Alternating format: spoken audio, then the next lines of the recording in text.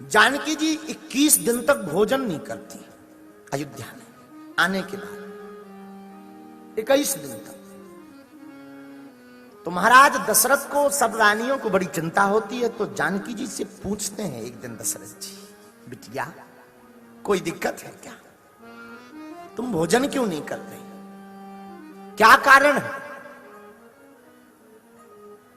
जानकी जी कहती हैं, पिताजी बुरा ना माने तो एक कारण बताऊं।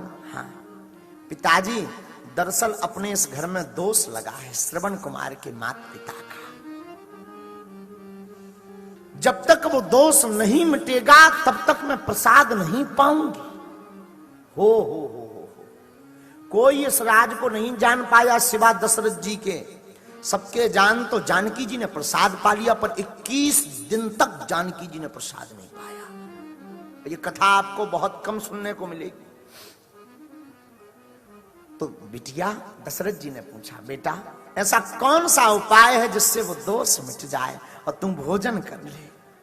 पिताजी एक उपाय है, ऐसा कोई ब्राह्मण चाहिए जिसने कभी किसी के घर पर, जजमान के घर पर भोजन ना किया हो, और वो अपने घर पर पहली बार भोजन करे, तब वो दोष मिटेगा। अब ऐसा कौन है? तो नजर में महाराज दशरथ के रावण आया। रावण, एक रावण ऐसा ब्राह्मण था उस समय में जिसने कभी किसी यजमान के घर पर भोजन ही नहीं किया, क्योंकि रावण इतना बड़ा पंडित था, इतना बड़ा ज्ञाता था कि साधारण लोग रावण को बुला ही नहीं पाते थे। तो महाराज दशरथ ने मंत्री के हाथों एक पाती ली, जाओ रावण से कह देना निमंत्रण है। रावण ने पाती पढ़ी और नीचे राम और जानकी जी का नाम देखा, तो रावण ने भी राम के बारे में सुन तो रखा था कब से, एक ही बाण प्राण हर लीना,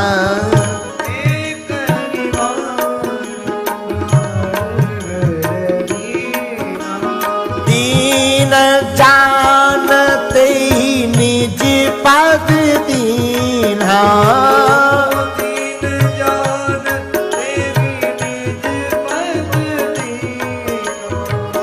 एक बाण प्राण हर लीना, एक ही बाण प्राण हर लीना।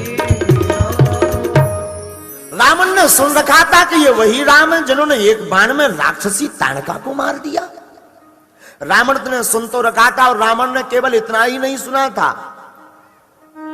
रावण ने सुन रखा था तही क्षण राम मध्य धनु तोरा,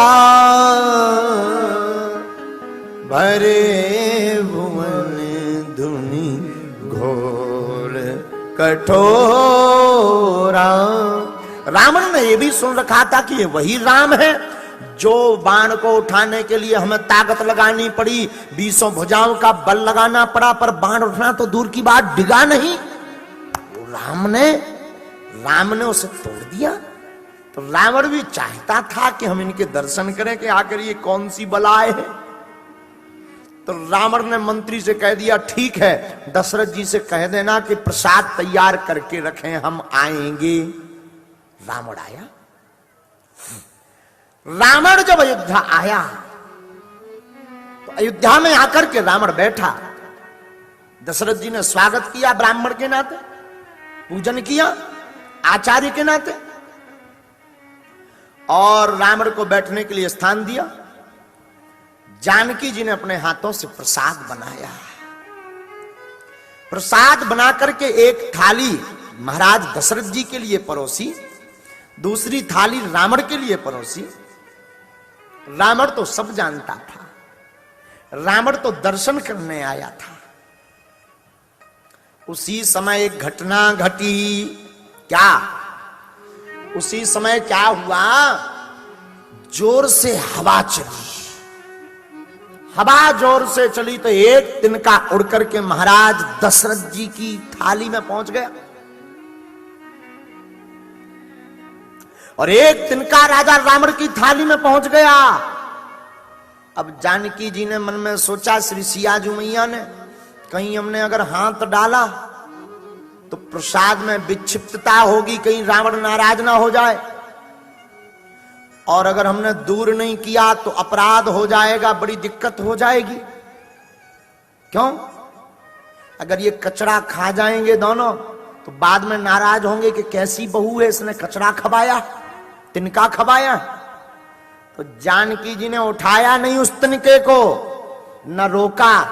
जानकी जी ने भर नजर तिनके की तरफ देख दिया तो तिनका जल करके भस्म हो गया। हाँ। जब दोनों तिनके जलकर भस्म हो गए तो रावण को भी समझ में आ गया और दशरथ जी को भी समझ में आ गया। तो जब रावण प्रसाद पा करके चला गया तो दशरथ जी ने श्री जानकी जी को बुलाया, बेटी इधर आओ।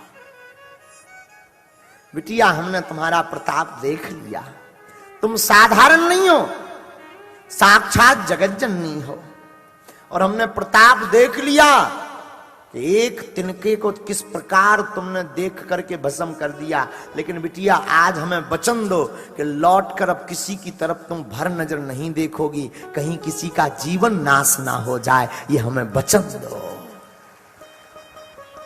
श्री जानकी जी ने दशरथ जी को वचन दिया, हम वचन देते हैं पिताजी, आज के बाद किसी को भी भर दृष्टि से नहीं देखेंगे। और आप सुंदरकांड पढ़ेंगे तो जब रावण कहता है कि एक बार हमारी तरफ निहारो, तब जानकी जी एक तिनका उठा करके कहती हैं, त्रिनेधरी ओटे कहते बे दे।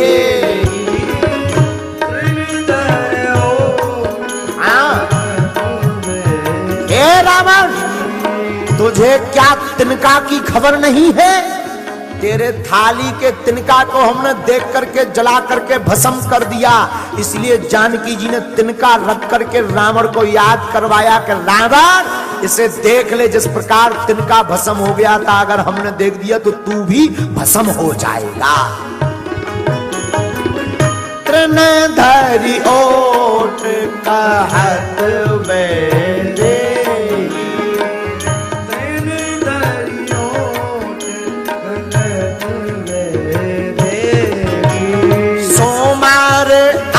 अवधपति परम स्नेही, सुमर अवधपति परम स्नेही।